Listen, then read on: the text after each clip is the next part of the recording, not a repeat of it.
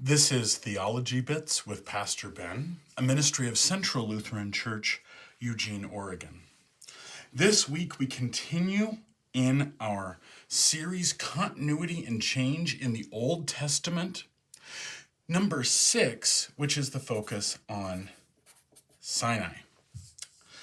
Now, if you recall from the first theology bits on the book of Exodus, really focusing on Exodus 1 to 18. I didn't name that, but that is what it was focusing on.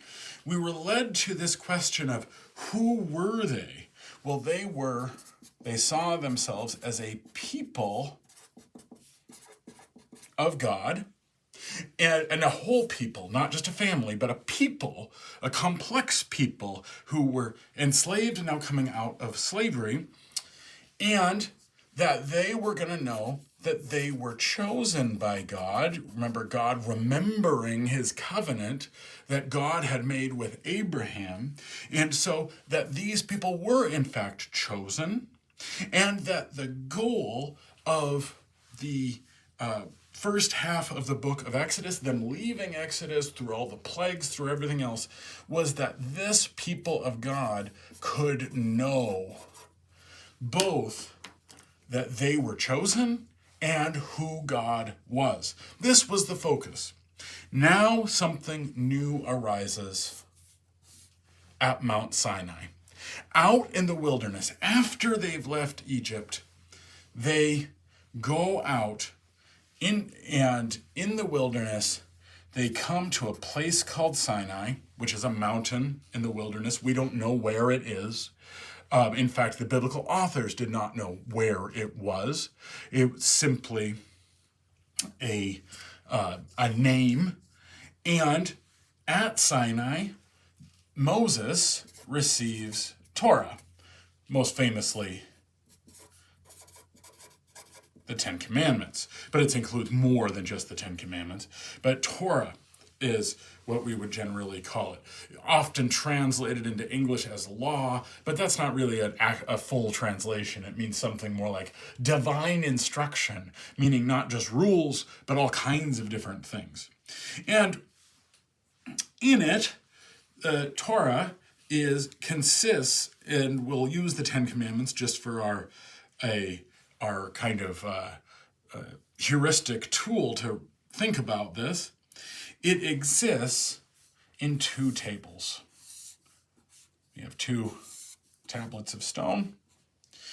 And the first table, the first 2 commandments, are and this depends on who's counting, but for the way Lutherans count this and some other groups, the first 2 are how do you relate with God?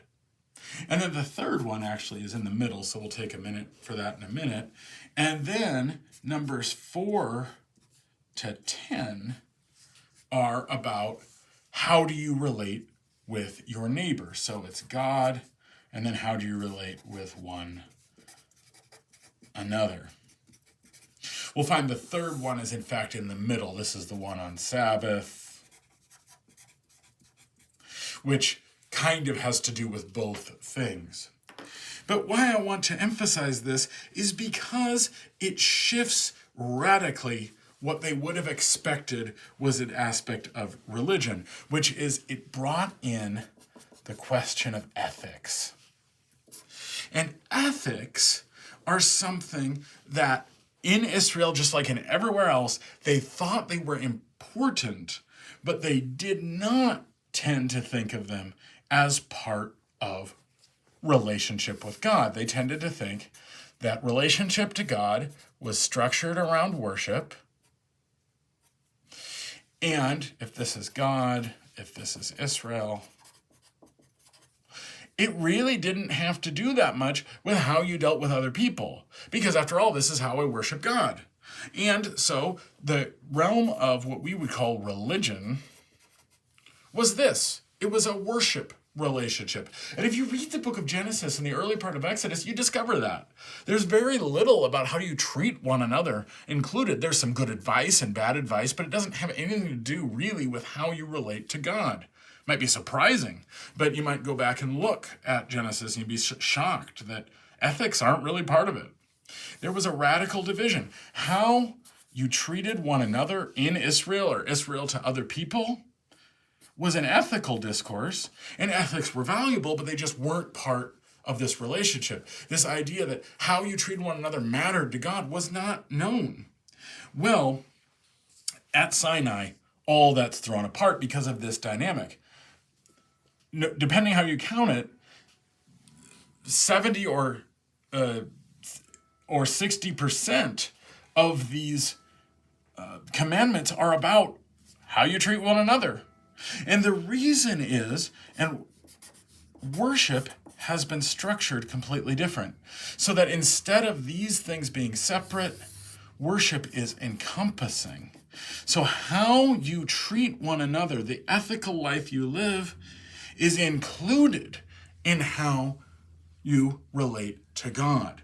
You can't have one thing without the other. And the reason is this structure of who they are is something new. Remember, this whole idea is about something changing. This is now what we would call a society. And a society is different than just a people. A people can exist in a variety of ways, but if it's a society, it has to have some order to it. They have to have a way to live together. And it changes so much because it becomes about practical life.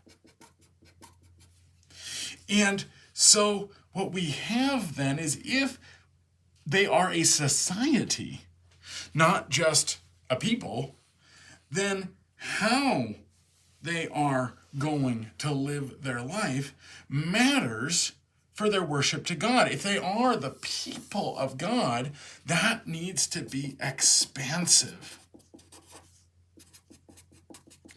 And Torah is seen as fundamentally expansive. It is something that there is no aspect of your life in your society that doesn't have to do with worship. That ethics, that relationships, that laws and rules all deal with worship. None of those things were necessarily clear before this. They thought worship was how the people of Israel related to God through maybe prayer or song or sacrifice. But now, all these other things are going to be part of worship. Whatever it means to be in society is about worship. Also, in the book of Genesis, it was all about inheritance and blessing in the land. Well, one thing that's striking about these rules is that none of them require land. It's probably why, by the way, as I've shown in a different theology bits, we don't know where Sinai is, and they didn't know where Sinai was, because, after all, it wasn't about being in the land or not being in the land. It instead was about the expansiveness of Torah. Every aspect of life was part of Torah. In fact, we're going to have a dynamic of there is God, there is Israel. Anything that connects the two is Torah. Anything. And that includes, how do you bind yourself together as Israel? That's part of Torah too. And these laws and the Ten Commandments are not just a bunch of rules. These are, the Ten Commandments themselves are what are called apodictic laws, big general pronouncements of thou shalt not or thou shalt go do something. And then there's casuistic law. Well, are the situations different? Do we have to learn what, if, for example, thou shalt not steal?